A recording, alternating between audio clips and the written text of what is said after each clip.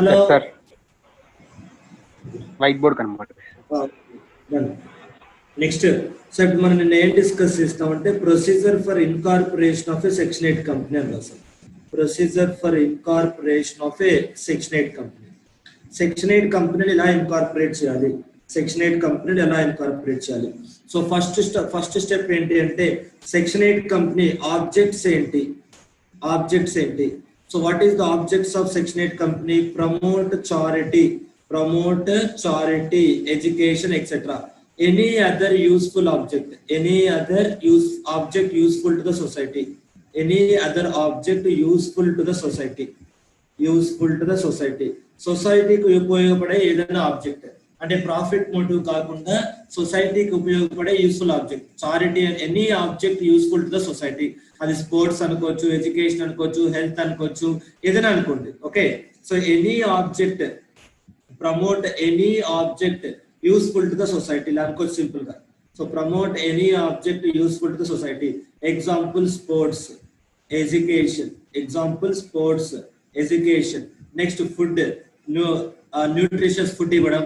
So poverty eradication, environment protection, ala society ku upayogapade edo oka objects anamata. Next application of profits.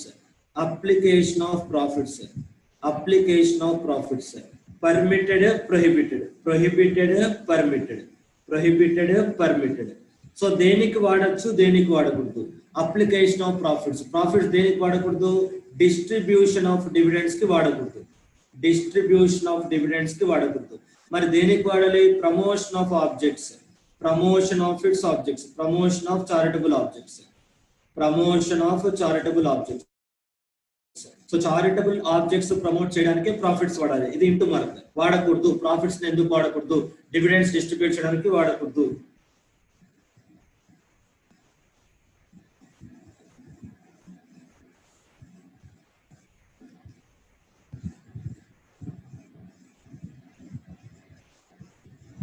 Ravi, who is Ravi?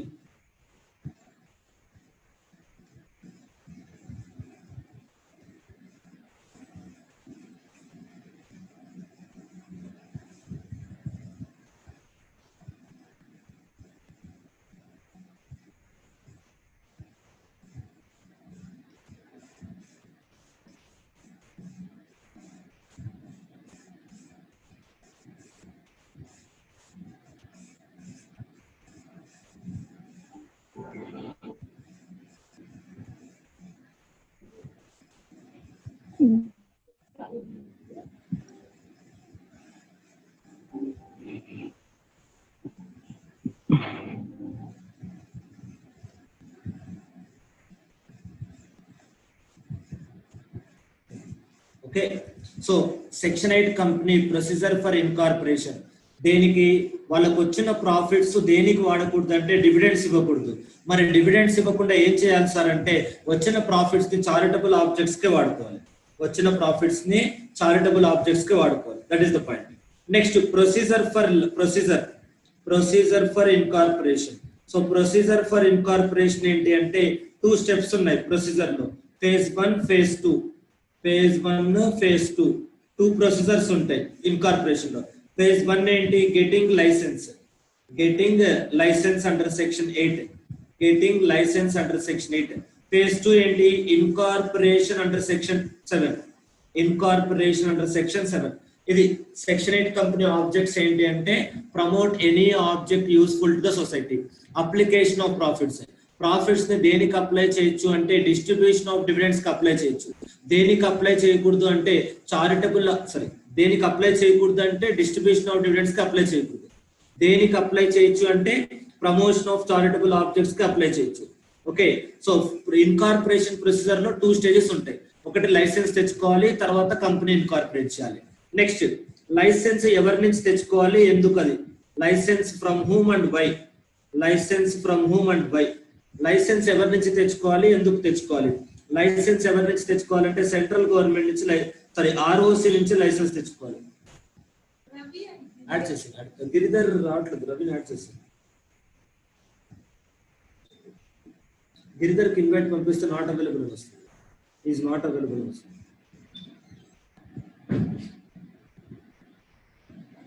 Okay, so అది.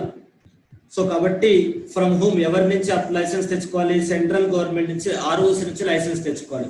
ఎందుకు? What is the purpose of licence ఏంటంటే to avoid limited or private limited in the name of the company.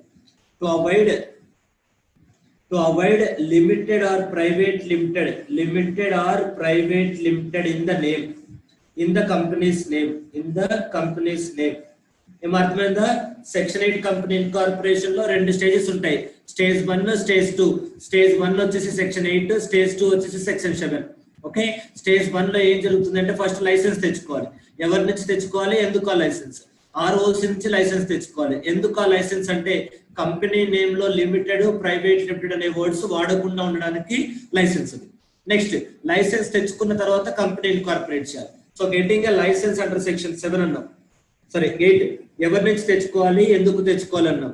ఇప్పుడు దానికి ఇంకొక point ఉంటుంది. ఏంటి ఆ point అంటే ఆ లైసెన్స్ వల్ల ఎఫెక్ట్ ఏంటి, అడ్వాంటేజెస్ ఏంటి, ఆ లైసెన్స్ వల్ల అడ్వాంటేజెస్ ఏంటి అంటే a partnership firm can become a member of a section 8 company. A partnership firm can become a member of a section 8 company. Partnership firm can become member of section 8 company. అది. So licence కి ఈ points ఉన్నాయి. Licence ఎవరి నుంచి తెచ్చుకుంటున్నాము? ROs దగ్గర నుంచి. ఎందుకు తెచ్చుకుంటున్నాము? Name లో లిమిటెడ్, ప్రైవేట్ లిమిటెడ్ అనే వర్డ్స్ వాడకుండా ఉండడానికి. ఏంటి సార్ వాడితే తప్పేంటి? నేమ్ లో లిమిటెడ్, ప్రైవేట్ లిమిటెడ్ ఉంటే తప్పేంటి అంటే పబ్లిక్ లో కన్ఫ్యూజన్ వస్తుంది. ప్రాఫిట్ కోసం బిజినెస్ చేసే వాళ్ళు కూడా వాళ్ళ నేమ్ లో లిమిటెడ్, ప్రైవేట్ లిమిటెడ్ పెట్టుకొని, చారిటీ కోసం చేసే వాళ్ళు కూడా వాళ్ళ నేమ్ లో లిమిటెడ్, ప్రైవేట్ లిమిటెడ్ పెట్టుకుంటే కన్ఫ్యూజన్ వస్తుంది. సో కాబట్టి నేమ్ లో ఆ వర్డ్స్ ఉండకుండా ఉండడానికి లైసెన్స్ అన్నమాట. లైసెన్స్ వల్ల అడ్వాంటేజ్ ఏంటి అంటే ఒక పార్ట్నర్షిప్ ఫర్మ్ కూడా సెక్షన్ 8 కంపెనీలో మెంబర్ అవ్వచ్చు. నార్మల్ గా అదర్ కంపెనీస్ లో అయితే పార్ట్నర్షిప్ ఫర్మ్ మెంబర్ అవ్వకూడదు. ఎందుకు అంటే పార్ట్నర్షిప్ ఫర్మ్ కి సపరేట్ ఐడెంటిటీ ఏముండదు. పార్ట్నర్స్ ఇండివిజువల్ గా కంపెనీలో మెంబర్ అవ్వచ్చు కానీ ఫర్మ్ పేరుతో షేర్స్ కొనకూడదు. ఫర్మ్ పేరుతో షేర్స్ కొనకూడదు. ఎందుకంటే ఒక పర్సన్ కి ఒక ఐడెంటిటీ ఉంటుంది. నా పేరు ఆదిత్య, నీ పేరు విజయ్, ఒక ఐడెంటిటీ ఉంటుంది. So I'm different person and you are different person. కానీ ఫర్మ్ కంటూ అలా ఐడెంటిటీ ఉండదు అనమాట. పార్ట్నర్షిప్ ఫర్మ్, పార్ట్నర్స్ ఇద్దరు ఒకటే, ఇద్దరికంటే సపరేట్ ఐడెంటిటీ ఏముండదు. సో కాబట్టి నార్మల్ కంపెనీస్ లో అయితే పార్ట్నర్షిప్ ఫర్మ్ మెంబర్ అవ్వకూడదు. సెక్షన్ 8 కంపెనీలో అయితే పార్ట్నర్షిప్ ఫర్మ్ మెంబర్ అవ్వచ్చు. ఓకే, అది. సో ఆ లైసెన్స్ వల్ల అడ్వాంటేజ్ అది. Okay, done. అయితే ఇప్పుడు సెక్షన్ 8 కంపెనీ నేమ్స్ చూసినప్పుడు లిమిటెడ్, ప్రైవేట్ లిమిటెడ్ అనే వర్డ్స్ వాడకూడదు అనమాట. వాడకూడదని కాదు కానీ వాడచ్చు, వాడకపోవచ్చు. సెక్షన్ 8 కంపెనీలో లిమిటెడ్, ప్రైవేట్ లిమిటెడ్ అనే వర్డ్స్ యూజ్ చేయొచ్చు, యూజ్ చేయకపోవచ్చు. ఆప్షనల్ అది. ఓకే, మ్యాండేటరీ కాదు, ఆప్షనల్. మీకు కావాలనుకుంటే యూజ్ చేసుకోవచ్చు. That is very important point you have to observe. Okay, ఈ పాయింట్ చూడండి. ఈ రెండింటికి డిఫరెన్స్ ఉంటుందా? A section 8 company need not use the word limited in its name. Need not use the word limited or private limited in the name. Limited or private limited in the name. A section 8 company shall not use the words. A section 8 company shall not use the words limited or private limited. Limited or private limited in name. So ఇప్పుడు ఇందులో ఏది true, ఏది falls అంటే ఇది true. This is true. Need not అంటే అవసరం లేదు అని, వాడకూడదు అని కాదు. షెల్ నాట్ అంటే ఫాల్స్ అవుతుంది. లైసెన్స్ మనకి ఇచ్చారు. లైసెన్స్ ఇచ్చారంటే నేమ్ లో ప్రైవేట్ లిమిటెడ్ అనే వర్డ్స్ వాడకపోయినా పర్వాలేదు అని ఇచ్చారు అంతే. వాడకూడదు అని చెప్పి ఇవ్వలేదు. ఇది ఇంపార్టెంట్. ఎంసీక్యూస్ వచ్చినప్పుడు చూసుకోవాలి. ఏ section 8 company shall use the words limited or private limited. Shall use the words private limited or limited అని ఇచ్చారు అనుకోండి, ఇది కూడా ఫాల్స్ అవుతుంది. సో కాబట్టి ఈ పాయింట్ మనం జాగ్రత్తగా ఉండాలి. ఎంసీక్యూస్ ఇచ్చినప్పుడు which of the following is true అని ఇస్తారు. Which of the following is true అని ఇచ్చి బి పాయింట్ లో నన్ ఆఫ్ ద అబోవ్ అని ఇచ్చాడు అనుకోండి. సో అప్పుడు మీరు ఆన్సర్ ఇది రాయాలి. ఎంసీక్యూ వచ్చినప్పుడు ఆన్సర్ ఇది రాయాలి. ఓకే, సో అది లిమిటెడ్ ఆర్ ప్రైవేట్ లిమిటెడ్ అనే వర్డ్స్ వాళ్ళకు ఆప్షనల్, ప్రొహిబిషన్ కాదు. ప్రొహిబిషన్ అంటే వాడకూడదు అని అర్థం, ఆప్షనల్ అంటే వాడితే వాడచ్చు లేకపోతే లేదని అర్థం. అది సెక్షన్ 8 కంపెనీకి ఈ పాయింట్స్. ఏం అర్థమైందా? ఎంసీక్యూ జాగ్రత్తగా ఉండండి. హలో, ఎంసీక్యూ జాగ్రత్తగా ఉండండి. నెక్స్ట్, ఈ సెక్షన్ 8 కంపెనీలో ఈ ప్రైవేట్ లిమిటెడ్ ఒక పక్కన పెడితే అవి వాడితే వాడచ్చు లేకపోతే లేదు. ఇంకో కొన్ని వర్డ్స్ ఉన్నాయి, ఆ వర్డ్స్ ఖచ్చితంగా వాడాలి. సెక్షన్ 8 కంపెనీ నేమ్ లో కొన్ని వర్డ్స్ ఉన్నాయి, ఆ వర్డ్స్ లో ఖచ్చితంగా ఏదో ఒకటి కంపెనీ నేమ్ లో ఉండాలి. సెక్షన్ 8 కంపెనీలో కొన్ని వర్డ్స్ ఉన్నాయి, ఆ వర్డ్స్ లో ఖచ్చితంగా ఆ కంపెనీ నేమ్ లో ఏదో ఒకటి ఉండాలి. I'll show you this point.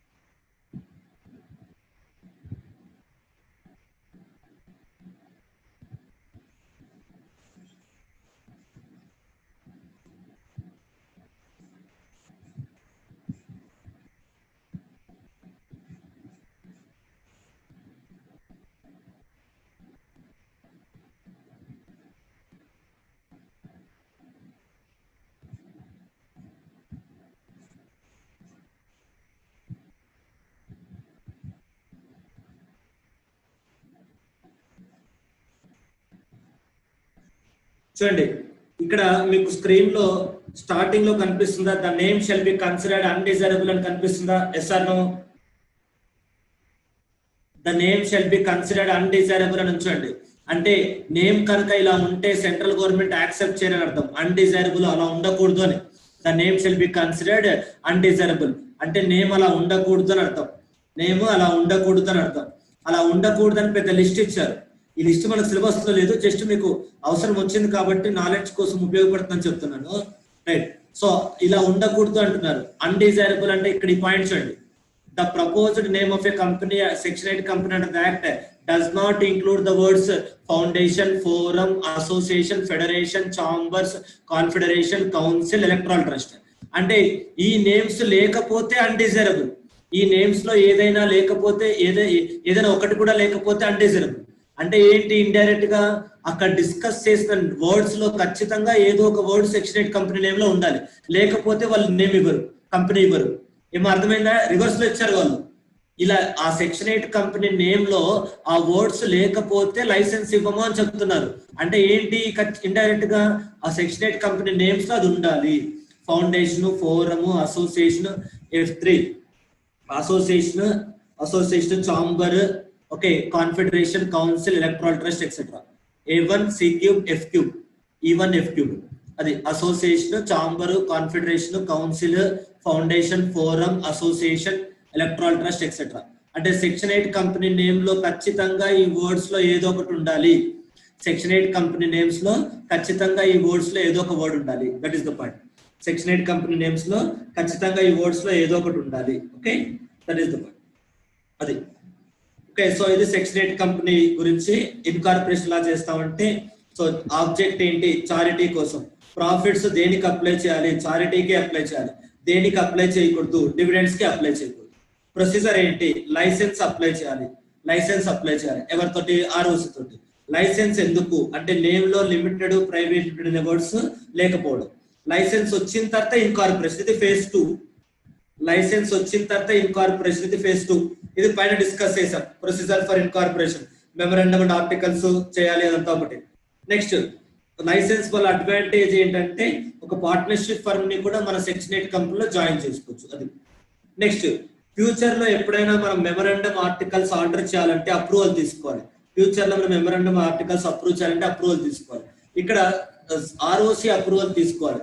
Memorandum and articles order చేసినప్పుడు ఆర్ఓసి అప్రూవల్ తీసుకోవాలి. అది సో ఎక్కడెక్కడైతే ఇక్కడ సెక్షన్ సెంట్రల్ గవర్నమెంట్ అని ఉందో అది మీరు ఆర్ఓసి లా ట్రేడ్ చేసుకోవచ్చు. అది డెలిగేషన్ చేసే పవర్స్ ని సెంట్రల్ గవర్నమెంట్ అని ఎక్కడెక్కడైతే ఉందో అక్కడ ఆర్ఓసి లా ట్రీట్ చేసుకోవచ్చు. ఓకే, ఇది ఏమా ప్రొసీజర్ ఫర్ ఇక్కడ చూడండి నేనేం రాశాను, న్యూ సెక్షన్ 8 కంపెనీ, కొత్తగా సెక్షన్ 8 కంపెనీ స్టార్ట్ చేయాలంటే ఇది ప్రొసీజర్.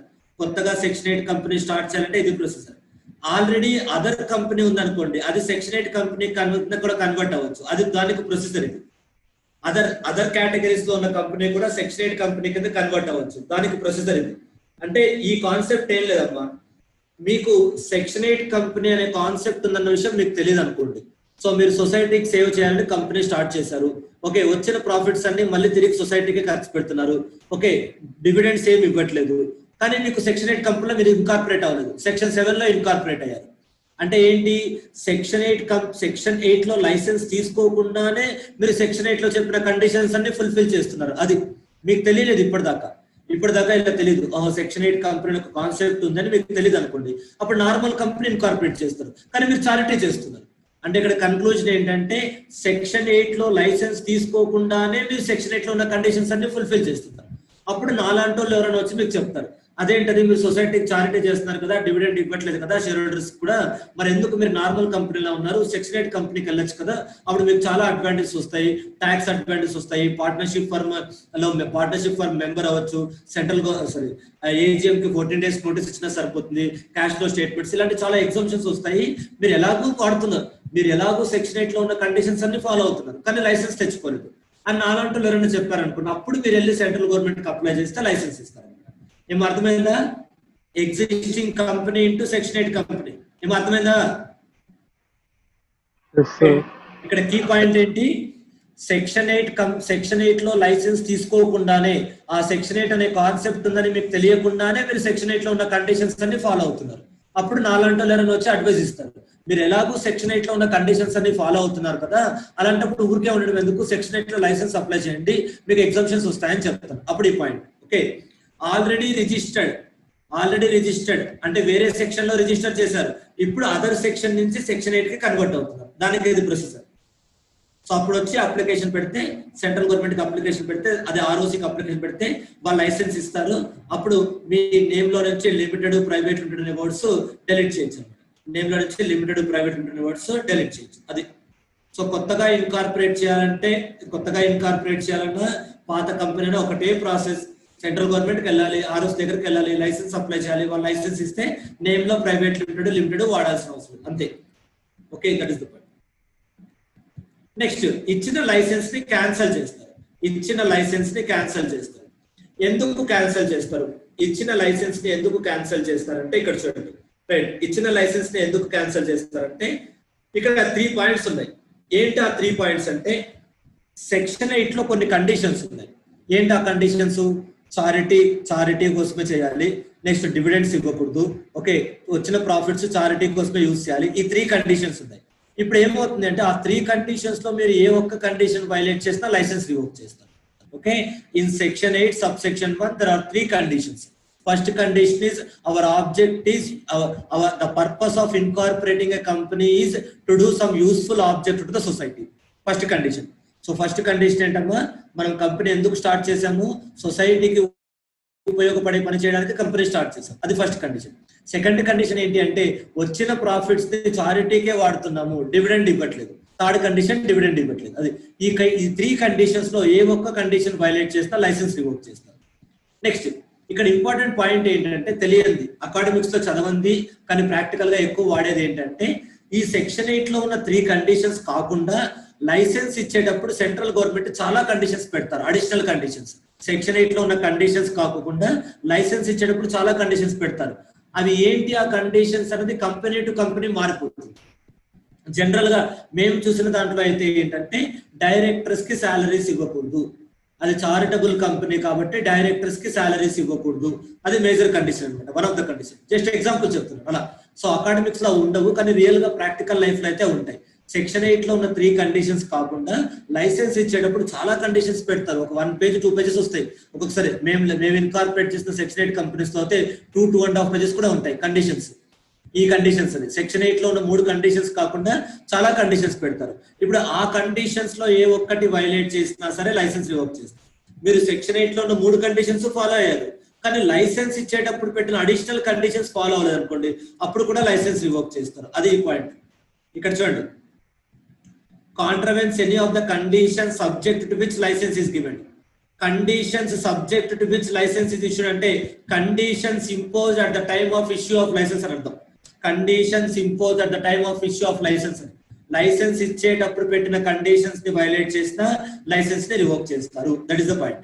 నెక్స్ట్, ఇవి కాకుండా ఫ్రాడ్యులెంట్ యాక్టివిటీస్ ఏదైనా చేసినా, ఫ్రాడ్ చేసినా కూడా రివోక్ చేస్తారు లైసెన్స్. ఈ 3 రీజన్స్ వల్ల లైసెన్స్ రివోక్ చేస్తారు. ఇక్కడ మనం చదువుతున్న ఈ 3 ఏంటంటే reasons for revocation of license. ఏంటా 3 కండిషన్స్? Reasons for revocation of license. License ని ఎందుకు క్యాన్సిల్ చేస్తున్నారు? నెక్స్ట్, ఈ తర్వాత పారాగ్రాఫ్ ఏంటి అంటే లైసెన్స్ ని క్యాన్సిల్ చేస్తే వచ్చే ఎఫెక్ట్ ఏంటి, consequences of revocation of license. So license ఎప్పుడు క్యాన్సిల్ చేస్తారో చూసాం. తర్వాత లైసెన్స్ క్యాన్సిల్ చేస్తే వచ్చే కన్సిక్వెన్సెస్ ఏంటో చూస్తున్నాం. Consequences of revocation of license. License cancel చేస్తే వచ్చే కన్సిక్వెన్సెస్ ఏంటంటే ఫస్ట్ పాయింట్ ఏంటి, లిమిటెడ్ నేమ్ లో limited or private words insert చేయాలి. ఫస్ట్ సెక్షన్ 8 కంపెనీ నుంచి నార్మల్ కంపెనీగా కన్వర్ట్ అవ్వాలి. సెక్షన్ 8 కంపెనీ నుంచి నార్మల్ కంపెనీగా కన్వర్ట్ అవ్వాలి. కన్వర్ట్ అయితే ఏంటి అంటే మీకు వచ్చిన ఎగ్జామ్షన్స్ అన్ని పోతాయి. సెక్షన్ 8 కంపెనీ నుంచి నార్మల్ కంపెనీగా కన్వర్ట్ అవుతే మీకు వచ్చిన ఎగ్జామ్షన్స్ అన్ని పోతాయి. తర్వాత నార్మల్ కంపెనీ కింద కన్వర్ట్ అయ్యి నేమ్ లో లిమిటెడ్ ఆర్ ప్రైవేట్ అనే వర్డ్స్ ఇన్సర్ట్ చేయాలి. ఆ లిమిటెడ్, ప్రైవేట్, లిమిటెడ్ అనే వర్డ్స్ వాడకుండా ఉండడానికే లైసెన్స్ ఇచ్చారు. ఇప్పుడు లైసెన్సే పోయింది కాబట్టి అవి వాడాలి, మళ్ళీ ఇన్సర్ట్ చేసుకోవాలి. అది కన్వర్ట్ చేయడం. నెక్స్ట్, కంపెనీ వైండ్ అప్ చేయాలి లేదా కంపెనీని వైండ్ అప్ చేయాలి. కన్వర్ట్ అయ్యి బుద్ధిగా నార్మల్ కంపెనీలో చేసుకోండి. ఎగ్జామ్షన్స్ ఏం వద్దు సార్, మేము నార్మల్ గా ట్యాక్స్ కడతాము, నార్మల్ ప్రాసెస్ ఫాలో అవుతాం అంటే బుద్ధిగా వ్యాపారం చేసుకోండి. నేమ్ లో లిమిటెడ్, ప్రైవేట్, లిమిటెడ్ అని పెట్టి ప్యూర్ గా బిజినెస్ చేసుకోవచ్చు, తప్పేం లేదు. నేమ్ లో ప్రైవేట్ మీరు స్టార్ట్ చేసింది చారిటబుల్ ఆబ్జెక్ట్ తోటి, తర్వాత లేదు మాకు డబ్బు మీద వ్యామోహం పెరిగిపోయింది, మాకు ప్రాఫిట్స్ కావాలనుకుంటే నో ప్రాబ్లం. సెక్షన్ 8 నుంచి నార్మల్ కింద కన్వర్ట్ అవ్వకండి, నేమ్ లో లిమిటెడ్, ప్రైవేట్, లిమిటెడ్ పెట్టుకోండి, వ్యాపారం చేసుకుని ట్యాక్స్ కట్టుకోండి, ఇబ్బంది ఏం లేదు. అలా లేదు సార్ అన్నారు అనుకోండి, వాడు కంపెనీ లేదు సార్ అంటే ఇంకో ఆప్షన్ ఇస్తాడు వాడు, అమాల్గమేషన్. మీరు మీ వల్ల కాకపోతే సెక్షన్ 8 కంపెనీ నడపడం, మీరు ఇంకో కంపెనీతో అమాల్గమేట్ అయిపోవచ్చు. సెక్షన్ 8 కంపెనీ నడపడం మీ వల్ల కాకపోతే మీరు ఇంకో కంపెనీతో అమాల్గమేట్ అవ్వచ్చు. లేదు మీరు నడపట్లేదు, మీరు ఇంకొకరితో కలవడానికి మీకు ఇష్టం లేదు, మూసేసుకోవాలి, వైండ్ అప్. అది convert, amalgamate or wind up. Central government మీకు ఈ 3 ఆప్షన్స్ ఇస్తారు. ఈ 3 చాయిసెస్ కంపెనీకి ఉన్నవి కాదమ్మా, సెంట్రల్ గవర్నమెంట్ ఉన్నవి. కంపెనీ సెలెక్ట్ చేసుకోవడం కాదు, మేము కన్వర్ట్ అవుతాము, వైండ్ అప్ అవుతాము, అమాల్గమేట్ అవుతాము. అబ్బే వాళ్ళకి ఇవ్వలేదు ఆ కండిషన్స్ అన్ని. ఎవరికి ఇచ్చారు? సెంట్రల్ గవర్నమెంట్ కి ఇచ్చారు. అంటే అవన్నీ సెంట్రల్ గవర్నమెంట్ కున్న ఆప్షన్స్ అనమాట. ఇద్దరు వాళ్ళని కన్వర్ట్ చేయమని చెప్తారు, లేదు వాళ్ళు కన్వర్ట్ అవ్వలేదు అనుకోండి అమాల్గమేట్ చేయమని చెప్తారు, లేదు వాళ్ళు అమాల్గమేట్ అవ్వలేదు అనుకోండి మూసేయమంటారు. వైండ్ అప్ పాయింట్ అది. నెక్స్ట్, సో అది పాయింట్. సో కన్వర్ట్ చేసినప్పుడు ఏంటి అంటే ఒకవేళ కంపెనీని కన్వర్ట్ చేసాం అనుకోండి, ఆర్ఓసికి ఫైల్ చేయాలి, ఫార్మ్ నెంబర్ INC 22 అని ఫైల్ చేయాలి. సార్ ఇప్పుడు దాకా మాది సెక్షన్ 8 కంపెనీ, నేమ్ లో లిమిటెడ్, ప్రైవేట్, లిమిటెడ్ అనే వర్డ్స్ లేవు, ఇప్పుడు మాది నార్మల్ కంపెనీ అయిపోయింది కాబట్టి నేమ్ లో ఆ నేమ్స్ ఇంక్లూడ్ చేశాము, మాకు కొత్త సర్టిఫికెట్ ఇవ్వండి, మా పేరు మీద కొత్త సర్టిఫికెట్ ఆఫ్ ఇన్కార్పొరేషన్ ఇవ్వండి అని ఆర్ఓసికి అప్లై చేయాలి. INC 20లో ఏది కన్వర్ట్ అవుతుంది. కన్వర్ట్ కాకుండా మూసేశారు అనుకోండి, మూసేసినప్పుడు ఏం చేస్తారంటే ఇక్కడ వైండ్ అప్ చేసినప్పుడు మీకు సర్ప్లస్ వస్తే, if any assets are remaining after discharge of all liabilities, assets are remaining after discharge of all liabilities, అప్పులన్నీ తీర్చేసిన తర్వాత కూడా ఇంకా ఆస్తులు ఉన్నాయి, అప్పులన్నీ తీర్చేసిన తర్వాత కూడా ఇంకా ఆస్తులు ఉన్నాయి, ఏం చేయాలి? ఆ ఆస్తుల్ని ఇంకో సెక్షన్ 8 కంపెనీకి ట్రాన్స్ఫర్ చేయాలి. అప్పులన్నీ తీసిన తర్వాత కూడా ఆస్తులు ఉన్నాయి, ఆస్తులను ఏం చేయాలి? ఇంకొక సెక్షన్ 8 కంపెనీకి ట్రాన్స్ఫర్ చేయాలి. లేదు మీకు ఏ సెక్షన్ 8 కంపెనీ దొరకలేదు అనుకోండి, దీనికి ట్రాన్స్ఫర్ చేసేసింది. ఇన్సాల్వెన్సీ అండ్ బ్యాంక్రప్సీ ఫండ్, అది బైండింగ్ అప్ అప్పుడు సర్ప్లస్ ఏం చేయాలంటే ఇంకో కంపెనీకి ట్రాన్స్ఫర్ చేయాలి, లేదా సర్ప్లస్ ని IBF, insolvency and bankruptcy fund అని దానికి ట్రాన్స్ఫర్ చేయాలి. ఓకే, అది వైండ్ అప్ అవుతుంది. లేదు కన్వర్ట్ అవ్వలేదు, వైండ్ అప్ అవ్వలేదు, అమాల్గమేట్ అయ్యారనుకోండి, అమాల్గమేట్ అవ్వండి.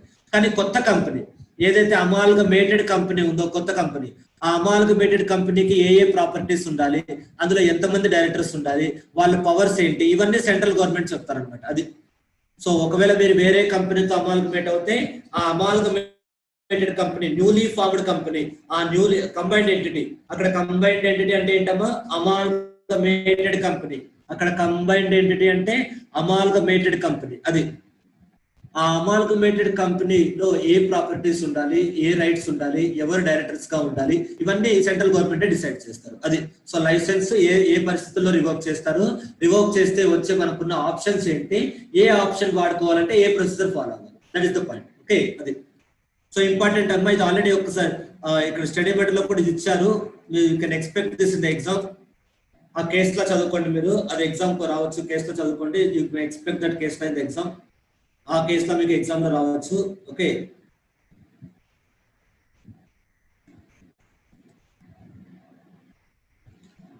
You can get that case law. Next ఇది అంటే ఇప్పుడు దాకా మనం ఏం చూసామమ్మా, 3 టైప్స్ చూసాం. నార్మల్ కంపెనీ ఇన్కార్పొరేట్ ఎలా చేయాలి, 1% కంపెనీ ఇన్కార్పొరేట్ ఎలా చేయాలి, సెక్షన్ 8 కంపెనీ ఇన్కార్పొరేట్ ఎలా చేయాలి. చూడండి 3 పాయింట్స్ చూసాం. ఫస్ట్ క్వశ్చన్ నెంబర్ 3 ఏంటి, incorporation of normal company section 7. తర్వాత క్వశ్చన్ నెంబర్ 4 ఏంటి, formation of 1% company. Question number 5 ఏంటి, ఫార్మేషన్ ఆఫ్ చారిటబుల్ ఆబ్జెక్ట్స్. అది సో 5 క్వశ్చన్స్ డిస్కస్ చేసాం. సారీ 3 డిస్కస్ చేసాం. నార్మల్ కంపెనీ ఎలా ఇన్కార్పొరేట్ చేయాలి, 1% కంపెనీ ఎలా ఇన్కార్పొరేట్ చేయాలి, చారిటబుల్ కంపెనీ ఎలా ఇన్కార్పొరేట్ చేయాలి. ఆ 3 పాయింట్స్ డిస్కస్ చేసాం. Okay done. Next section 8 company వచ్చిన లైసెన్స్ ఎలా పోతుంది, that also we have discussed. Next ఇప్పుడు ఏ కంపెనీ అయినా, అది నార్మల్ కంపెనీ అయినా, సెక్షన్ 8 కంపెనీ అయినా, 1% కంపెనీ అయినా, రిజిస్ట్రేషన్ ఎలా చేసుకోవాలో చూసాం ఇప్పుడు దాకా.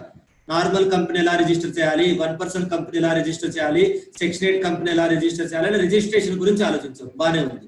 ఓ రిజిస్ట్రేషన్ చేసుకున్నాం అనుకోండి, ఏంటి దానివల్ల వచ్చే కాన్సిక్వెన్సెస్, రిజిస్ట్రేషన్ వల్ల వచ్చే ఎఫెక్ట్స్ ఏంటి అంటే చూడండి, ఎవరైతే మెమరాండం మీద సైన్ చేశారో సబ్స్క్రైబర్స్ వాళ్ళు, ప్లస్ కంపెనీ సబ్సిక్వెంట్ గా ఎవరైనా మెంబర్స్ అయ్యారనుకోండి, మెంబర్స్ అందరినీ కలిపి, కంపెనీలో ఉన్న మెంబర్స్ అందరినీ కలిపి గ్రూప్ గా ఏమంటారంటే బాడీ కార్పొరేట్ అంటారు. Group of members, group of members. ఆ మెంబర్స్ లో 2 రకాలు, మళ్ళీ సబ్స్క్రైబర్స్, సబ్సిక్వెంట్ మెంబర్స్. వాళ్ళందరినీ కలిపి ఏమంటున్నామంటే బాడీ కార్పొరేట్ అంటున్నాం. సబ్స్క్రైబర్స్, అదర్ మెంబర్స్, వాళ్ళందరినీ కలిపి ఏమంటున్నామో బాడీ కార్పొరేట్ అంటున్నాం. Okay, what we are doing is a body corporate. అది that is the point. Okay, so ఇప్పుడు ఈ గ్రూప్ లో ఉన్నారనుకోండమ్మా, ఈ గ్రూప్ లో ఉన్నారనుకోండి, సో ఈ గ్రూప్ లో ఉన్న వాళ్ళందరినీ మనం బాడీ కార్పొరేట్ అంటున్నాం. ఈ గ్రూప్ మొత్తాన్ని బాడీ కార్పొరేట్ అంటున్నాం. ఆ గ్రూప్ లో ఉన్న వాళ్ళని 2 పార్ట్లుగా డివైడ్ చేశాను.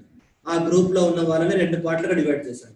ఏంటి ఆ 2 పార్ట్లుగా డివైడ్ చేయడం అంటే, ఫస్ట్ పార్ట్ వచ్చేసి సబ్స్క్రైబర్స్. ఫస్ట్ పార్ట్ వచ్చేసి సబ్స్క్రైబర్స్, ఎవరైతే కంపెనీ ఇన్కార్పొరేట్ చేసిన మెమరాండం మీద సైన్ చేశారో వాళ్ళు. So these are called as subscribers. These are called as subscribers. వీళ్ళని సబ్సీక్వెంట్ మెంబర్స్. వీళ్ళు సబ్సీక్వెంట్ మెంబర్స్. వీళ్ళు సబ్సీక్వెంట్ గా జాయిన్ అయినారు. పబ్లిక్ ఇష్యూలో కానీ, రైట్స్ ఇష్యూలో కానీ షేర్స్ కొన్నోళ్ళు subsequent members.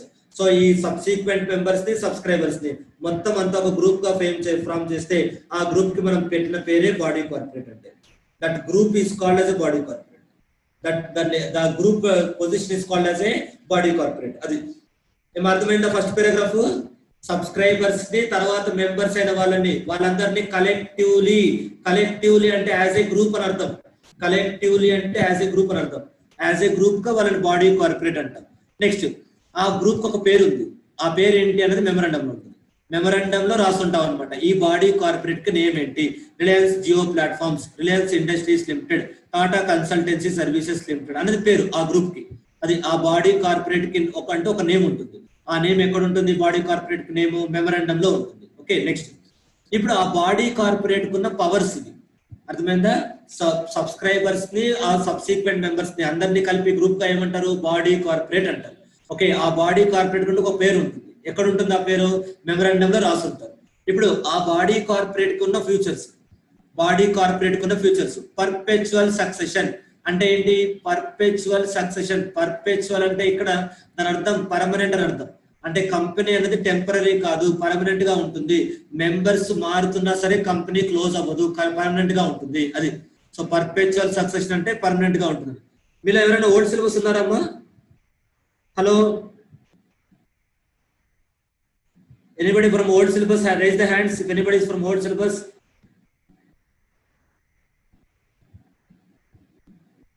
Okay, next so old syllabus వాళ్ళకైతే సపరేట్ గా క్వశ్చన్ రావచ్చు, perpetual succession. Okay, new syllabus వాళ్ళకైతే అవసరం లేదు. ఇక నీకు అర్థం. సో పర్పెచువల్ సక్సెషన్ అంటే ఏంటంటే కంపెనీ లైఫ్ పర్పెచువల్ సక్సెషన్ అంటే దాని అర్థం ఏంటంటే మెంబర్స్ మారినా, మెంబర్స్ చనిపోయినా, మెంబర్స్ ఇన్కెపాసిటీ అయినా కంపెనీ ఎగ్జిస్టెన్స్ కి ఏం డోకా లేదు, కంపెనీ కంటిన్యూ అవుతుంది. అది so what is mean by perpetual succession? The existence or incapacity of the members will not affect the existence of the company. Company existence కి members existence కి సంబంధం లేదు. మెంబర్స్ చనిపోయినా కంపెనీ కంటిన్యూ అవుతుంది. ఎలా continue అవుతుంది సార్? వాళ్ళ legal hairs వస్తారు. అది సో కాబట్టి next, company can acquire, hold and dispose of property. ఎలాంటి ప్రాపర్టీ అయినా కంపెనీ కొనొచ్చు. Tangible property, intangible property, movable property or immovable property. Next, such body corporate shall be capable of contract with any person including its members. అంటే ఇప్పుడు company contract enter అవ్వచ్చు. ఎవరితో enter అవ్వచ్చు? Any person including its members. Body అంటే ఆ group లో ఉన్న members తోటి కాంట్రాక్ట్ ఎంటర్ అవ్వచ్చు, లేదా బయట వాళ్ళతో ఎవరితోనో కాంట్రాక్ట్ ఎంటర్ అవ్వచ్చు. అది సో బాడీ కార్పొరేట్ ఎవరితో కాంట్రాక్ట్ ఎంటర్ అవ్వచ్చమ్మా? మెంబర్స్ తో కాంట్రాక్ట్ ఎంటర్ అవ్వచ్చా? The answer is yes. బయట వాళ్ళతో కాంట్రాక్ట్ ఎంటర్ అవ్వచ్చా? The answer is yes. ఎవరితో అయినా కాంట్రాక్ట్ ఎంటర్ అవ్వచ్చు. నెక్స్ట్, క్యాన్ షూ అంటే బాడీ కార్పొరేట్ ఎవరి మీద కేసు ఫైల్ చేయొచ్చు. బి షూడ్ అంటే ఎవరైనా బాడీ కార్పొరేట్ మీద కేసు ఫైల్ చేయొచ్చు. ఓకే, ఈ లాస్ట్ పాయింట్ మీనింగ్ ఏంటమ్మా? A body corporate can file a case against any person. Next, any person can file a case against body corporate. అది body corporate can file a case against any person and any person can file a case against body corporate. Okay, అది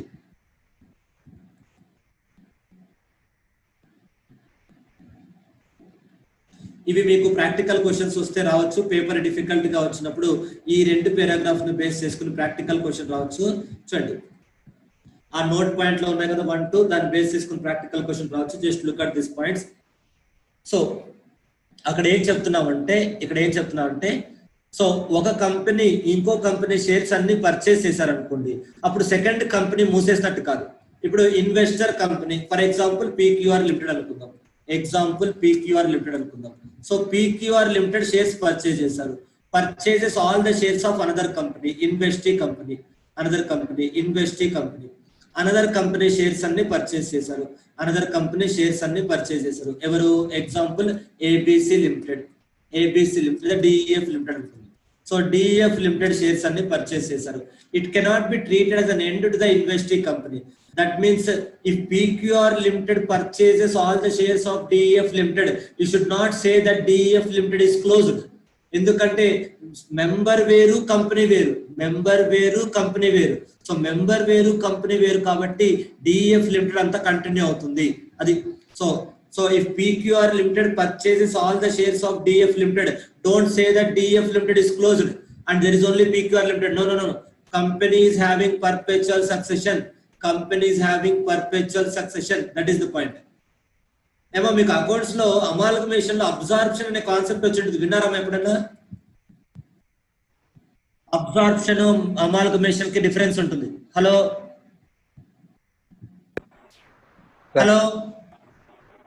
వింటున్నారా? Amalgamation కి absorption కి difference ఉంటుంది. Amalgamation అంటే పాత company వెళ్ళిపోతుంది, అమాల్గమేటింగ్ company close అయిపోతుంది, ఓన్లీ అమాల్గమేటెడ్ కంపెనీ మాత్రమే ఉంటుంది. దాన్ని అమాల్గమేషన్ అంటారు. PQR లిమిటెడ్ DEF లిమిటెడ్ ని కొన్న తర్వాత DEF లిమిటెడ్ ని మూసేస్తే అది అబ్జార్ప్షన్ అవుతుంది, అమాల్గమేషన్ అవుతుంది. After purchasing all the shares, if PQR limited closes DEF limited, then it is called amalgamation. After purchasing all the shares, if both the company continues, PQR limited DEF limited రెండు continue అయ్యారనుకోండి, అది absorption అవుతుంది. అది so కాబట్టి ఇక్కడ absorption జరిగింది, amalgamation కాదు అని చెప్తున్నారు. ఇక్కడ అబ్జార్ప్షన్ జరిగింది, అమాల్గమేషన్ కాదు అని చెప్తున్నారు. ఓకే, అది నెక్స్ట్ అర్థమైందమ్మా? ఒక కంపెనీ ఇంకో కంపెనీ షేర్స్ అన్ని పర్చేస్ చేసినంత మాత్రాన సెకండ్ కంపెనీ క్లోజ్ అయినట్టు కాదు. అది పాయింట్. నెక్స్ట్ థర్డ్ పాయింట్ చూడండి. ఒక కంపెనీలో సెంట్రల్ గవర్నమెంట్ షేర్స్ ఉంటాయి, ప్రెసిడెంట్ కి షేర్స్ ఉంటాయి, కానీ దానికి గవర్నమెంట్ కి సంబంధం లేదు. నార్మల్ గా మీరు నేను కంపెనీ స్టార్ట్ చేస్తే ఎలాగైతే దాన్ని ఒక కమర్షియల్ ఎంటిటీగా ట్రీట్ చేస్తామో, అలాగే గవర్నమెంట్ స్టార్ట్ చేసినప్పుడు అది ఒక కమర్షియల్ ఎంటిటీ అవుతుంది అంతే. దానికి గవర్నమెంట్ కి సంబంధం లేదు. గవర్నమెంట్ కంపెనీ వేరు, గవర్నమెంట్ వేరు. గవర్నమెంట్ కంపెనీలకు ట్యాక్సులు కట్టాలి. అంటే మనం ఎలాగైతే వ్యాపారం చేస్తున్నామో అలాగే గవర్నమెంట్ కూడా వ్యాపారం చేస్తున్నారు. సో కాబట్టి ఒక కంపెనీలో ప్రెసిడెంట్ షేర్లు కొన్నాడనో లేదా గవర్నర్ షేర్లు కొన్నాడనో ఆ కంపెనీ గవర్నమెంట్ అయిపోదు. అర్థమైందా? That is the point. They cannot be treated as an agent of the president or central government. అది ఒక కంపెనీలో గవర్నమెంట్ షేర్స్ పెడితే అది గవర్నమెంట్ అవ్వదు. Government is different from government company. అది సో థర్డ్ పాయింట్. ఆ రెండు చూసుకోండి. పేపర్ డిఫికల్ట్ గా వచ్చినప్పుడు ప్రాక్టికల్ క్వశ్చన్స్ రావచ్చు. అవి ఆ రెండు చూసుకోండి. పేపర్ డిఫికల్ట్ గా వచ్చినప్పుడు ప్రాక్టికల్ క్వశ్చన్స్ రావచ్చు. ఇవి అవసరం లేదండి. ఇవి అదే డాక్యుమెంట్స్ మీద ఎవరు సైన్ చేయాలి, కేఎంపీ ఎక్సెట్రా. ఇది బిల్స్ ఆఫ్ ఎక్స్చేంజ్ అవసరమే మనకు. ఈ డాక్యుమెంట్స్ మీద సింపుల్ క్వశ్చన్ చూడండి. ఏం లేదు, కంపెనీకి సంబంధించిన ఇక్కడ పైన రాసాం కదా, మనం ఏం రాసాము, కంపెనీ కెన్ కాంట్రాక్ట్ అని రాసాం. Shall be capable of contract అని రాసాం. అంటే కంపెనీ కాంట్రాక్ట్ ఎంటర్ అవ్వచ్చు అని రాసాం. కంపెనీ కాంట్రాక్ట్ ఎంటర్ అవ్వచ్చు అన్నప్పుడు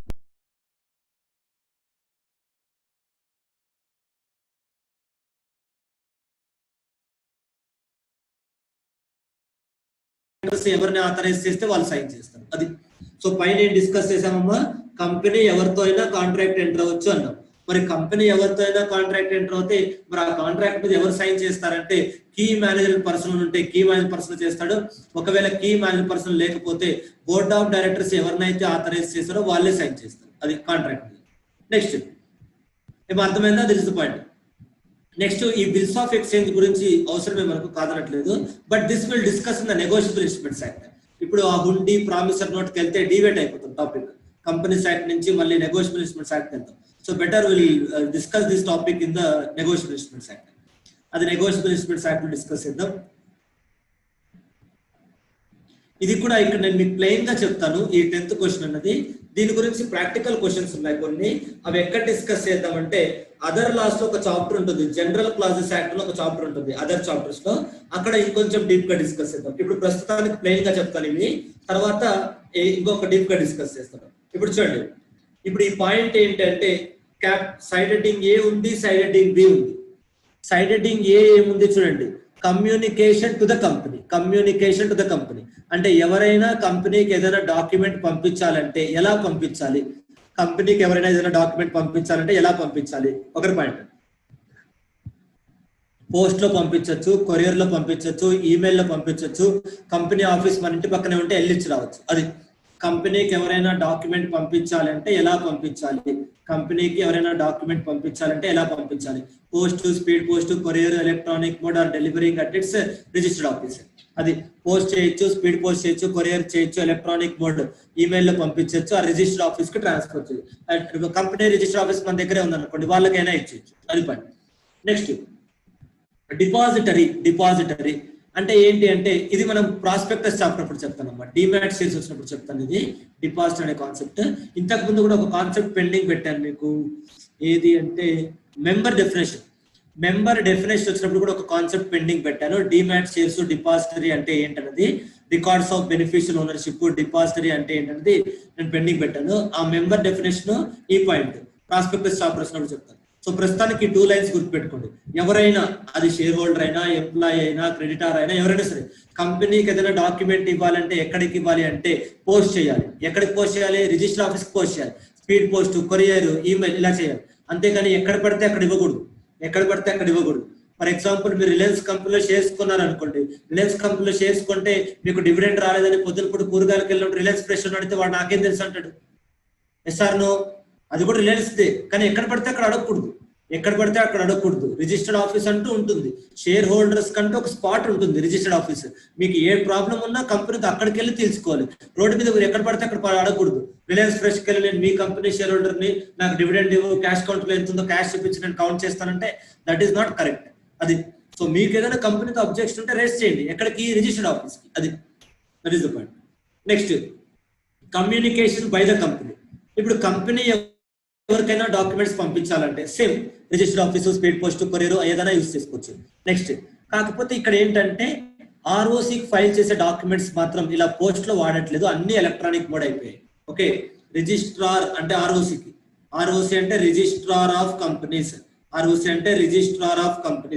ఆ రిజిస్ట్రార్ ఆఫ్ కంపెనీస్ కి ఇచ్చేటప్పుడు ఏమయ్యాయంటే అన్ని ఎలక్ట్రానిక్ మోడ్ లోనే ఉండిపోయాయి. రిజిస్ట్రార్ ఆఫ్ కంపెనీస్ కి ఇచ్చినప్పుడు అన్ని ఎలక్ట్రానిక్ మోడ్ లోనే, అన్ని ఆన్లైన్ డాక్యుమెంట్స్.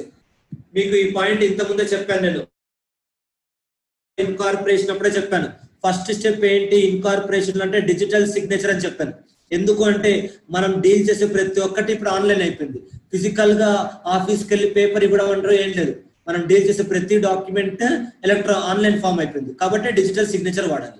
ఏమా గుర్తొస్తుందా? ఇన్కార్పొరేషన్ అప్పుడు చెప్పాను ఫస్ట్ పాయింటే, మనం ఆర్ఓ ఫైల్ చేసే ప్రతి డాక్యుమెంట్ ఆన్లైన్ డాక్యుమెంటే అది. సో కాబట్టి ఆర్ఓసికి ఇవ్వాలంటే ఆన్లైన్ లో ఇవ్వాలి, మెంబర్స్ కి ఎవరికైనా ఇవ్వాలంటే ఆ స్పీడ్ పోస్ట్, రిజిస్టర్డ్ పోస్ట్ ఏదైనా వాడుకోవచ్చు. నెక్స్ట్, సో ఇక్కడ ఇందులో ఏది వాడాలి, స్పీడ్ పోస్టా, రిజిస్టర్డ్ పోస్టా, కొరియరా, ఏది వాడాలి అనేది కంపెనీ చాయిస్, ఏదైనా వాడచ్చు. అలా కాకుండా మెంబర్ అడిగాడు అనుకోండి, లేదు లేదు నేను చెప్పినట్టుగానే నాకు స్పీడ్ పోస్ట్ లోనే రావాలి, నాకు కొరియర్ లోనే కావాలి అని మెంబర్ వేరే మెథడ్ అడిగాడు అనుకోండి, కంపెనీ సెలెక్ట్ చేసుకున్న మెథడ్ కాకుండా మెంబర్ వేరే మెథడ్ అడిగాడు అనుకోండి, నో ప్రాబ్లం, అలా అడగచ్చు, కంపెనీ అలాగే ఇవ్వాలి. కాకపోతే ఆ మెథడ్ కి అయ్యే ఖర్చు మెంబరే భరించాలి, ఫీజు. అది అర్థమైందమ్మా? కంపెనీ ఒక మెథడ్ లో ఇవ్వాలి అనుకుంటున్నారు, షేర్ హోల్డర్ కి ఆ మెథడ్ నచ్చట్లేదు, నాకు ఆర్డినరీ పోస్ట్ అయితే లేట్ అవుతుంది, నాకు ఆర్డినరీ పోస్ట్ వద్దు, స్పీడ్ పోస్టే కావాలంటాడు. అప్పుడు అలా అడగచ్చు, కానీ దానికి ఏం చేయాలి అంటే డబ్బులు ఫీజు పే చేయాలన్నమాట. అది that is the point. Next, ఇది ప్రాక్టికల్, ఇది ఎంసీక్యూ లా కానీ ఏదైనా రావచ్చమ్మా, ఎంసీక్యూ లా అడగచ్చు most probably. Important, this is the point. Difficult గా వచ్చినప్పుడు, పేపర్ డిఫికల్ట్ గా వచ్చినప్పుడు కొన్ని ఎంసీక్యూస్ ఉంటాయి, డిఫికల్ట్ ఎంసీక్యూస్ లేదా practical question something. So question paper లో డిఫికల్ట్ గా కొన్ని ఏరియాస్ ఉంటాయి, ఆ ఏరియాస్ లో వచ్చే టాపిక్ ఇది. Communication by Nidhi company, communication by Nidhi company focus, చాలా మంది ఫోకస్ చేయరు ఇది, బట్ క్వశ్చన్ పేపర్ డిఫికల్ట్ గా వచ్చినప్పుడు చూసుకోవాలి జాగ్రత్తగా. నెక్స్ట్, నిధి కంపెనీలో ఏంటంటే ప్రతి ఒక్కరికి మనం ఇవ్వాల్సిన అవసరం లేదు. నిధి కంపెనీలో మనం ఏదైనా డాక్యుమెంట్ ఇవ్వాలంటే ప్రతి ఒక్కరికి ఇవ్వాల్సిన అవసరం లేదు. ఎవరైతే 1000 రూపీస్ క్యాపిటల్ పెట్టారో లేదా ఎవరైతే 1% క్యాపిటల్ ఇన్వెస్ట్ చేశారో, విచ్ ఎవర్ ఇస్ లెస్, వాళ్ళకి మాత్రమే ఇవ్వాలి. అంటే బిగ్ షేర్ హోల్డర్స్, అంటే ఇక్కడ బిగ్ అంటే మరీ బిగ్ ఏం కాదు, 1000 రూపీస్ పెట్టిన వాళ్ళు, లేదా కంపెనీలో ఉన్న క్యాపిటల్ లో 1% పెట్టిన వాళ్ళు. కంపెనీ మొత్తం క్యాపిటల్ 10 lakhs ఉంది అనుకోండి, ఆ 10 lakhs లో 1% అనుకోండి, అంటే ఎంత వస్తుంది, 10,000 వస్తుంది. సో ఎవరైనా 10,000 రూపీస్ మనీ పెట్టారనుకోండి, వాళ్ళకి ఇస్తాం. లేదా ఎవరైనా 1000 రూపీస్ పెట్టారనుకోండి, వాళ్ళకి ఇస్తాం. మరి 100-200 రూపాయలు కంపెనీలో ఇన్వెస్ట్ చేసిన వాడికి పోస్టల్ ఖర్చు కూడా వేస్ట్. వాడు 100 రూపాయలు క్యాపిటల్ ఇన్వెస్ట్ చేశారు అనుకోండి మన కంపెనీలో, వాడికి ఏజిఎం నోటీస్ పంపడానికి రిజిస్టర్డ్ పోస్టులు 50 రూపాయలు ఖర్చు అవుతుంది, వేస్ట్. సో కాబట్టి నిధి కంపెనీలో, నిధి కంపెనీ అంటే ఏంటి, యాక్చువల్ గా మీకు పెట్టాల్సిందమ్మా, సిలబస్ లో ఎందుకు తీసేసారో తెలియదు, కానీ నిధి కంపెనీ అనేది మీకు లేదు, ఫైనల్ సిలబస్ లో ఉంది. నిధి కంపెనీ అంటే జనరల్ గా పల్లెటూర్లలో ఉంటాయి అనమాట, పల్లెటూర్లలో పొదుపు సంఘం అంటుంటారు, అలాంటి వాటిని నిధి కంపెనీ అంటారు. అంటే ఏం చేస్తారో నిధి కంపెనీ, ఒక గ్రూప్ గా ఒక మెంబర్స్ ని ఫామ్ అవుతారు, 4-5 ఒక 200 మందిని మెంబర్స్ గా ఫామ్ చేస్తారు. ఫామ్ చేసి ఏం చేస్తారంటే ఒక 200 మంది మెంబర్స్ గా ఫామ్ చేసి వాళ్ళకు క్యాపిటల్ ఇస్తారు అనమాట. వాళ్ళు డిపాజిట్ చేస్తుంటారు, సేవింగ్స్ అవసరమైతే లోన్ తీసుకుంటారు, అలాంటిది నిధి కంపెనీ అనమాట. ఓకే, అది. సో ఆ నిధి కంపెనీలో ఉన్న వాళ్ళకి 1000 రూపీస్ కానీ 1% of the total paid up capital invest చేసిన వాళ్ళకి మాత్రమే ఇవ్వాలి. 1% of the total paid up share capital invest చేసిన వాళ్ళకి మాత్రమే ఇవ్వాలి, వేరే వాళ్ళకి ఇవ్వాల్సిన అవసరం లేదు. అంటే 1000 రూపీస్ కన్నా తక్కువ ఇన్వెస్ట్ చేసిన వాళ్ళకు ఏమీ డాక్యుమెంట్ పంపించాల్సిన అవసరం లేదు. మరి వాళ్ళకి ఎలా తెలుస్తుంది కంపెనీలో ఏం జరుగుతుందని, వాళ్ళకి ఎలా తెలుస్తుంది అంటే న్యూస్ పేపర్ లో నోటీస్ ఇచ్చారు, చదువుతాను లేకపోతే లేదు, అంతే. కంపెనీ బయట నోటీస్ బోర్డు ఉంటుంది, ఆ నోటీస్ బోర్డులో అతికించాలి చిన్న షేర్ హోల్డర్స్ కి. అర్థమైందమ్మా? ఎవరైతే కంపెనీలో 1000 రూపాయల కన్నా తక్కువ ఇన్వెస్ట్ చేశారో వాళ్ళకు ప్రతి ఒక్కరికి పేరున మనం డాక్యుమెంట్స్ పంపాల్సిన అవసరం లేదు. మనం వాళ్ళకి ఏదైనా చెప్పాలి అనుకుంటే ఇలా జనరల్ మీటింగ్ కండక్ట్ చేసాము, డివిడెండ్ డిక్లేర్ చేస్తున్నాము, కంపెనీ బిజినెస్ మారుస్తున్నాము, పేరు మారుస్తున్నాము, రిజిస్టర్ ఆఫీస్ మారుస్తున్నాము, ఇలా మీరు ఏదైనా చేయాలి వాళ్ళకి చెప్పాలి అనుకుంటే న్యూస్ పేపర్ లో అడ్వర్టైజ్మెంట్ ఇవ్వండి, ప్లస్ కంపెనీ నోటీస్ బోర్డు అతికించండి. వాళ్ళ కంపెనీకి వచ్చిపోతున్నప్పుడు చూసుకొని చదువుకుంటారు అంతే, లేదా న్యూస్ పేపర్ చదువుకుంటారు. అంతేగాని వాడు కట్టిన 200కి 300కి అలా ప్రతి ఒక్కరికి మనం స్పీడ్ పోస్ట్ 50 రూపాయలు ఖర్చు పెడితే అది వర్కౌట్ అవ్వదు అనమాట, అది. సో కాబట్టి ఇది కొంచెం డిఫికల్ట్ క్వశ్చన్ అమ్మా. ఆ డిఫికల్ట్ క్వశ్చన్ కాదు, ఈజీ క్వశ్చనే, బట్ కాకపోతే నెగ్లెక్ట్ చేస్తారు చాలా మంది స్టూడెంట్స్, దీన్ని ఫోకస్ చేయదు.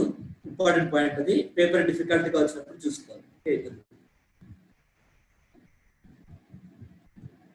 నెక్స్ట్, ఇది కూడా మోస్ట్ ఇంపార్టెంట్ ప్రాక్టికల్ క్వశ్చన్ ఇది. This is very important practical question. Effect of memorandum and articles. Effect of memorandum and articles అనేది చాలా ఇంపార్టెంట్ క్వశ్చన్ అమ్మా. Most probably practical question. దాని కింద ఉన్న పేపర్ ఈజీగా వస్తే దాని కింద ఉన్న ప్రాక్టికల్ క్వశ్చన్ వస్తుంది బాక్స్ లో. పేపర్ డిఫికల్ట్ గా వస్తే ఈ పాయింట్ వస్తుంది, ఈ పాయింట్. దాని మీద ఇంకా ప్రాక్టికల్ క్వశ్చన్ లేదు, ఇప్పటిదాకా అడగలేదు. బట్ కాకపోతే పేపర్ డిఫికల్ట్ గా వచ్చినప్పుడు అది రావచ్చు, లేదా ఎప్పటిలాగా నార్మల్ గా ఎక్స్పెక్టెడ్ గా వస్తే కింద బాక్స్ లో ఉన్నది వస్తుంది, రిపీటెడ్ క్వశ్చన్ అది. Okay, right. చూడండి, మెమరాండమ్ అండ్ ఈ సెక్షన్ 10 థియరీ పెద్దగా చదవాల్సిన అవసరం లేదు, ఆ ప్రాక్టికల్ క్వశ్చన్ బాగా కొంచెం. రైట్, ఏమని చెప్తున్నారు సెక్షన్ 10 లో ఏమని చెప్తున్నారు చూడండి.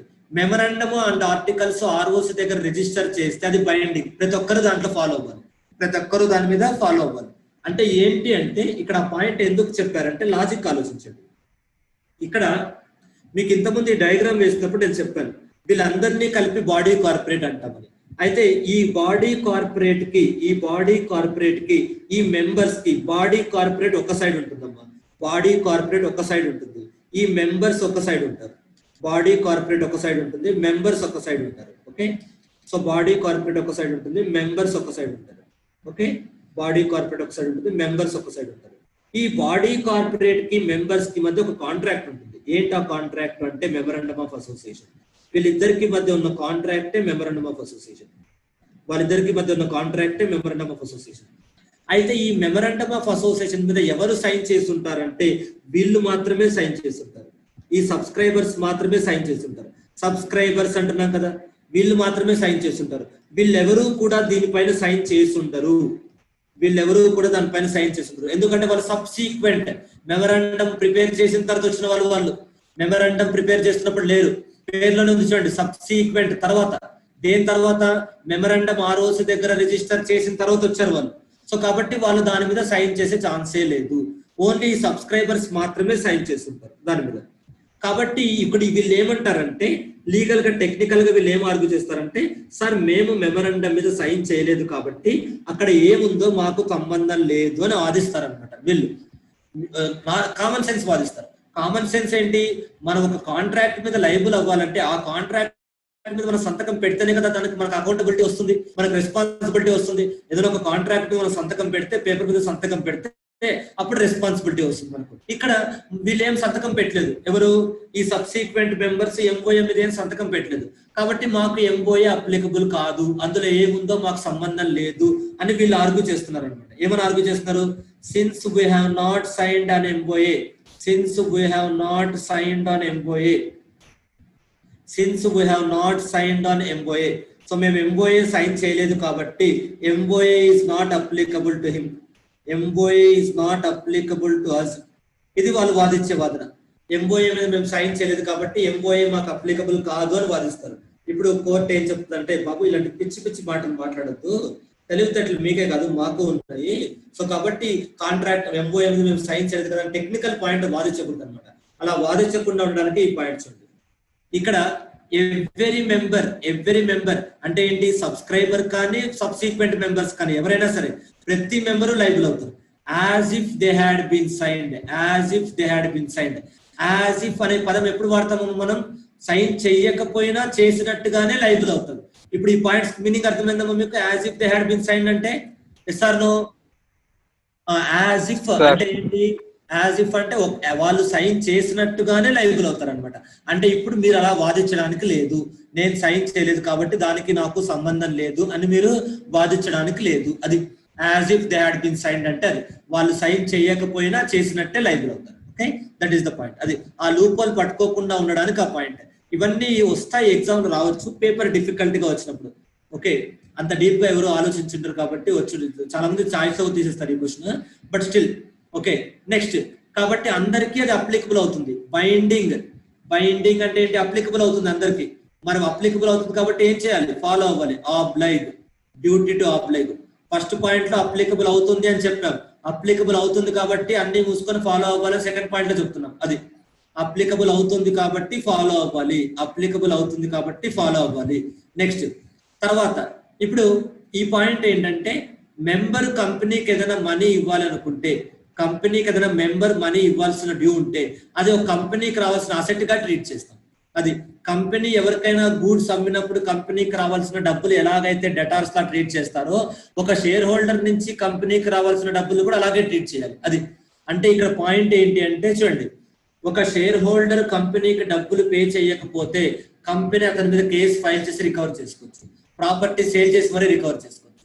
మనం గూడ్స్ అమ్మినప్పుడు ఎవరైనా డబ్బులు మనకు కట్టకపోతే, మనం గూడ్స్ అమ్ముతాము, మన సరుకు కొంటారు, డెటార్స్ అయిపోతారు, వాళ్ళు ఎవరైనా మనకు డబ్బులు పే చేయలేదు అనుకోండి, ఎలాగైతే మనం రికవర్ చేసుకుంటామో ఒక షేర్ హోల్డర్ డబ్బులు పే చేయకపోయినా రికవర్ అలాగే రికవర్ చేసుకోవాలి. అది సో వీడు మనోడే కదా అని ఎక్సెప్షన్ ఏమి ఉండదు. తమ్ముడే పేకాట అంటారు కదా, ఆ టైప్ లోనే సో కాబట్టి బయటవాడైనా మనవాడైనా ఎవరైనా సరే డబ్బులే అంతే. కంపెనీకి రావాల్సిన డబ్బులు ఎవరి నుంచైనా ఒకే పద్ధతిలో రికవర్ చేసుకుంటారు. అక్కడ ఏం లేదు. That is the point. Okay, so money దగ్గర ఏ మాత్రం తేడా లేదు. అందరి దగ్గర ఒకేలా వసూలు చేస్తారనమాట. అది ఆ పాయింట్ చెప్పండి. నెక్స్ట్ ఇది చూడండి, వెరీ ల్యాండ్ మార్క్ కేసు. ఇక్కడ చాలా ల్యాండ్ మార్క్ కేసు. ఇది వెరీ ఇంపార్టెంట్ ప్రాక్టికల్ క్వశ్చన్. ఇది ఏంటి ప్రాక్టికల్ క్వశ్చన్ అంటే, ఆర్టికల్స్ ఈ క్వశ్చన్ చదవండి. The articles of association of a limited company provided that X shall be the lawful officer of the company and he shall not be removed except on the ground of proved misconduct. The company removed him even though he was not guilty of misconduct. ఇప్పుడు articles తో మనం ఏమని రాసుకున్నాము, కంపెనీకి X అనే person lawyer గా ఉండాలి అని రాసుకున్నాం. ఓకే, బానే ఉంది. అతన్ని తీసేయకూడదు అని రాసుకున్నాం, బానే ఉంది. కానీ తీసేసాం అతన్ని తీసేసాం. కంపెనీకి ఎక్స్ అనే పర్సన్ లాయర్ గా ఉండాలి అని రాసుకున్నాం. ఓకే, కానీ అతన్ని తీసేయకూడదు అని రాసుకున్నాం. కానీ మనకు నచ్చలేదు, తీసేసాం. సో కాబట్టి ఇప్పుడు అతను కోర్టులో కేసు ఫైల్ చేశాడు. సో ఆర్టికల్స్ ప్రకారము కోర్టులో కేసు ఫైల్ చేశారు. ఎవరు ఫైల్ చేశారమ్మా కోర్టులో కేసు? హలో, కోర్టులో ఎవరు కేసు ఫైల్ చేశారు? లాయర్, లా ఆఫీసర్ ఎక్స్ అనే పర్సన్ కోర్టులో కేసు ఫైల్ చేశాడు. ఓకే, కోర్టు అడుగుతుంది, బాబు ఏంటి ప్రాబ్లం? సార్, ఈ కంపెనీలో వాళ్ళు నన్ను లీగల్ ఆఫీసర్ గా అపాయింట్ చేశారు, నేనేం తప్పు చేయకపోయినా సరే నన్ను తీసేశారు, యాక్చువల్ గా అయితే వీళ్ళు నన్ను తీసేయకూడదు అని అడుగుతున్నాడు. ఎవరు? లాయర్ కోర్టులో వాదిస్తున్నాడు అనమాట.